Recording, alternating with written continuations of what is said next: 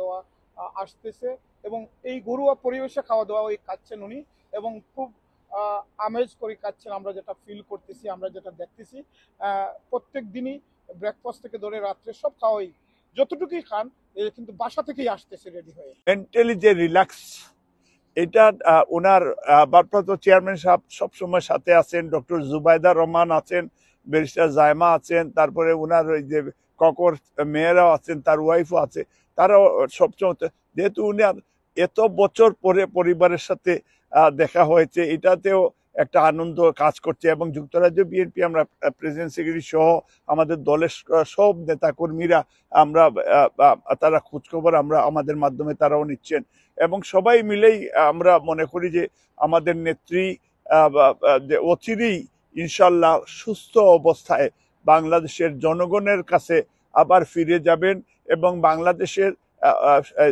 জনগণের জন্য উনি অতীতে যে বাংলাদেশের ডেমোক্রেটিক সিস্টেম উনি চালু করেছিলেন, পার্লামেন্টারি ডেমোক্রেসি ইন্ট্রোডিউস করেছিলেন। আমরা বিশ্বাস করি ডক্টর ইউনূস এবং ইন্টেরিয়র গভর্নমেন্ট সেই গণতান্ত্রিক ধারা অব্যাহত থাকবে এবং আমরা মনে করি যে ৩,০০০ কোমলমতি ছাত্রছাত্রীরা তারা জীবন দিয়েছে বাংলাদেশের সাম্য, মানবিক মর্যাদা, সামাজিক ন্যায় বিচার ফিরে আনার জন্য।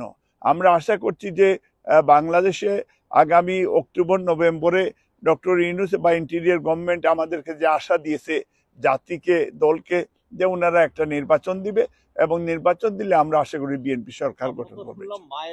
প্রথম হচ্ছে যে জায়মা এবং তার ডক্টর জুবাইদা উনারা গত রাত্রে 12টা পর্যন্ত ছিলেন, তো 1টা পর্যন্ত ছিলেন, তো অবভিয়াসলি বুঝতেই পারতেছেন।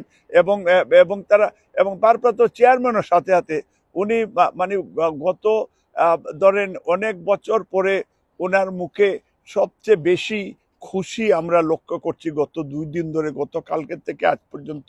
মানে মনে হচ্ছে যে ওনার চেহারা চেঞ্জ হয়ে গেছে এটা আনন্দে, কারণ মাকে কাছে পেলে যা হয়।